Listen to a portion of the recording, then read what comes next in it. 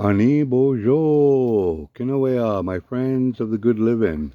Nuichkan yik ebbimazuin, e win jishing. My friends of the good life, Good living.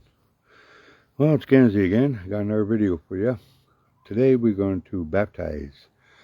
We're going to do first fire. Get you to good day. First one in our brand new fire pit. But before I do, I thought I'd share some specifications and various. I've never used this before, so it's all new. I'm going to take off the fire hoop. We'll put that over here. Okay. So I just want to give you some dimensions, So if you look here, we're looking at 13.5 inches is the distance. Inside, we're looking at 9 inches from the bottom to the top. Okay, so 9 inches. So this is just over, going this way, it's over a foot. 34 centimeters. This way, and 9 inches tops. Under a foot. That's pretty good. Lots of room, Now let's see on the outside. Try to do this without wrecking it. There we go. Hope you guys can see that. Over a foot on the outside, a foot. 32 centimeters, It's pretty good. So it's about the length of just over a ruler. School ruler, 30 centimeters. So what I'm going to try to do is make a fire. Already pre-cut, you know K&Z and his 5-gallon buckets. I fill it up with split wood. So I got a whole bunch of wood here. And we're going to top this up. Well, I don't mind if it's over a bit like that, It lets the air come in through the bottom. First time I'm doing this, so bear with me.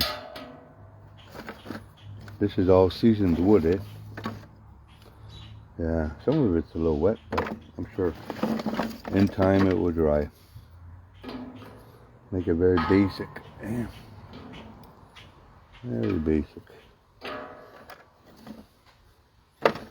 I was hoping to do a upside down fire, which is what we do in the winter time.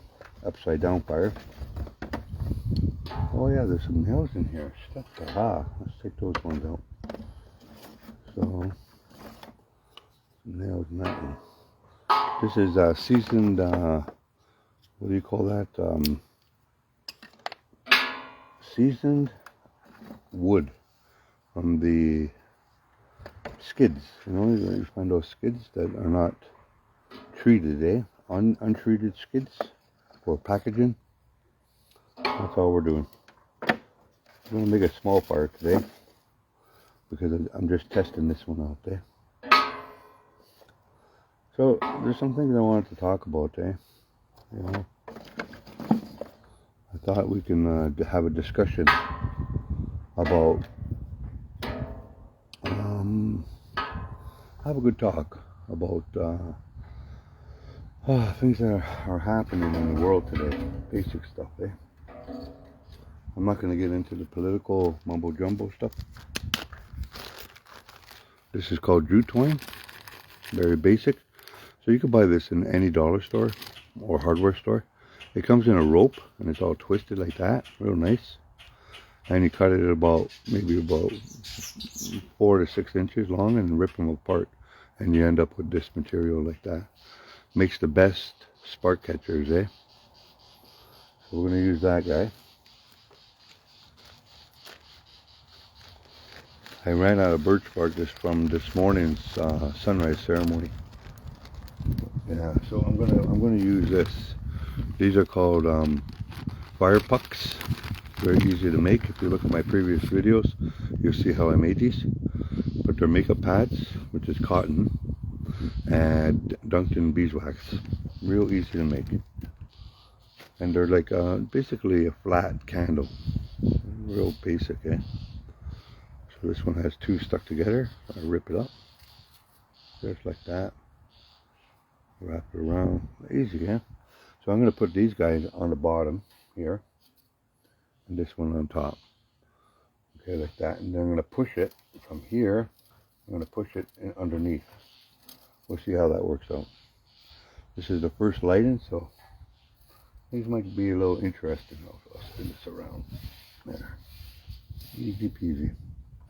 One of the things I want to test about this is they say it's it will protect, it won't burn the bottom. This is called a mortar knife. You're all familiar with that. Take out the butt end here, and you got a little striker. Okay. So let's spark this up. Right there. I'm gonna just light it there. I'll grab 2 sticks, my pickup sticks, very easy. Oh, little mochis here, good stuff. Pick it up and then put it on the bottom. Okay, let's try that out. Here we go. Oh. Wow, it's gonna be like that, eh? There we go. Hurry up before it all burns down. And we'll put that down here. That do its magic. See how that goes. And we'll tuck that underneath and just let it burn. If it catches, that's good. If not, that's okay too, you know. I have other means of making a fire. Where's the gasoline? Okay. It seems to be burning slowly. What I want to talk about today is there's this term going around Indian country. It's called the cultural tourist. And it got me thinking, right, about tourism, eh? About people who visit different places in the world. And, you know, they're not there to really contribute. They're there to have their own experience and spend their own money to get these experiences. But what I find is in our ceremonies, our gatherings, we have a lot of tourism going on, eh? And yeah, that's good to have a community that will come and visit the community, and they will, you know, check it out and take what they want and then get the experience. Hurrah, I got my badge, you know, I experienced this, let's move on to the next one. And it makes me wonder how elders feel, eh? You know, or these natives who spend their whole lives in the culture, and they have all this nice energy coming towards them, but then that energy's gone like that, you know. There's no continuance, there's no maintenance of that friendship. So my question is this: why is it a good thing or a bad thing to have cultural tourism? I'm going to do the dark side first, meaning that we have these people that come to ceremonies and they take, right? They take. The word Jaganash means to me jage. Jage is a crab-like person, the crab-like behavior, jage. Some of the old timers say it means like a mud hen, you know. Jage is a mud hen. My elders up north say it means somebody who takes, just like a crab will take with their pinchers, and they won't let go. They'll hang on to it. And the only way you can get that item back is you have to they will sacrifice their pinchers before they give back anything. That to me is Jaganash. And don't get me wrong, you know, that term does not apply only to settlers. That term also applies to Nishnabek. I know a lot of Nishnabek who would just take, and they don't know how to give away. You know, they don't know how to conduct that giveaway ceremony. So it's a little concerning, but hey, you know, this is where we are in life. We're disconnected from the culture.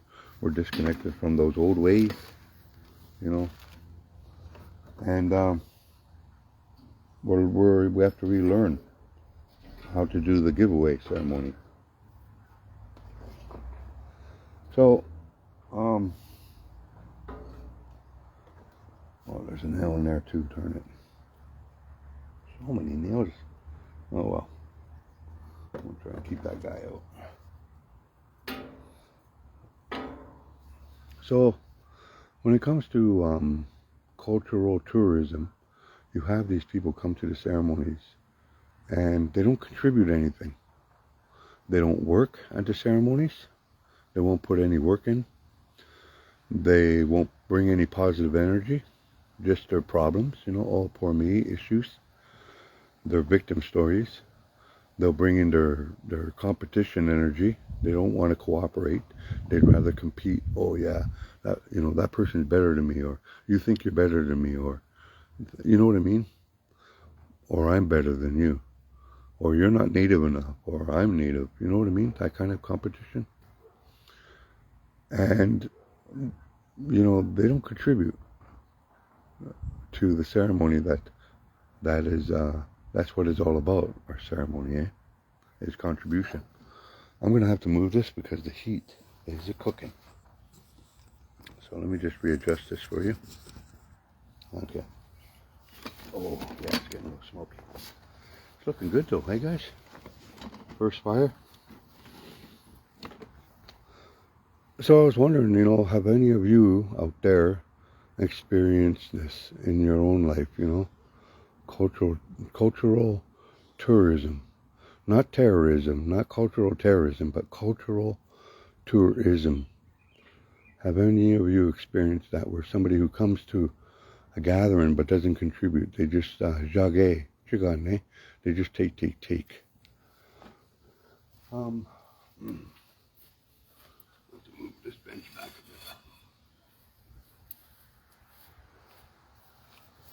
I'm waiting for this thing to shoot secondary burn on the outside. Oh my goodness, it's so hot. Oh boy, I hope I don't melt my umbrella. Back.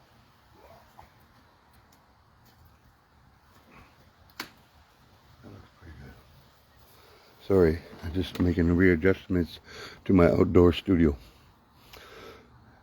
So, if you have experienced cultural tourism in your life,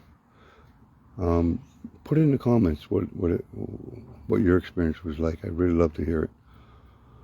This is the first burn of our fire pit, our community sacred fire pit, and it's going really well. It's huge. I couldn't believe it. I'm gonna have to pull this back. It's getting pretty hot. There we go. And I'll readjust this. Man, this is so good. I can feel the heat just cooking my legs right now. There we go.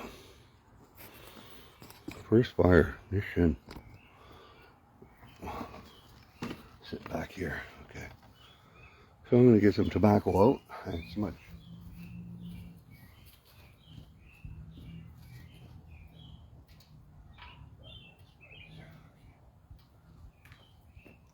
Okay, sorry about that, guys.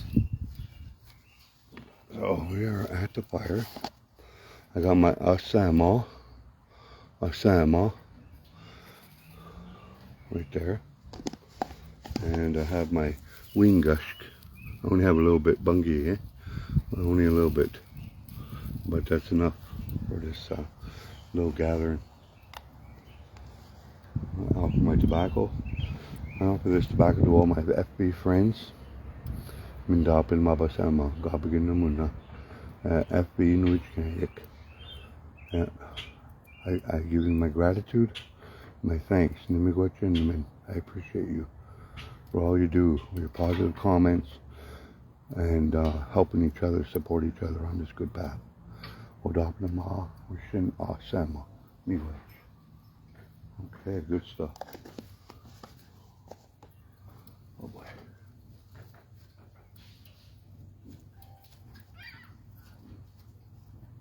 Oh my goodness, so many adjustments here. So we got a good fire going, guys. I'm gonna light that smudge, wingush, Here you guys go, some nice Samo wing gush for you. Oh boy, does it ever smell good. Oh, maybe they call this the kind medicine because with grass it's very flexible and it pops back up, you know. It's a very humble medicine. All right, now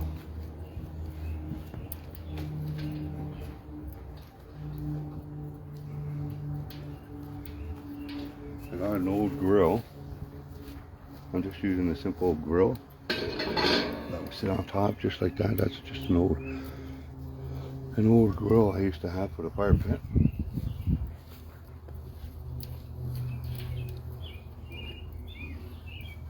Let's boil some water.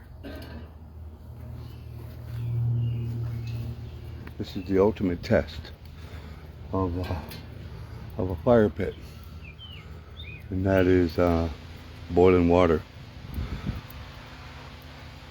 We need to boil our water nowadays. Oh, sorry guys, they started construction down the road, so I'm gonna have to finish this recording, and I'll talk to you soon. Miigwech.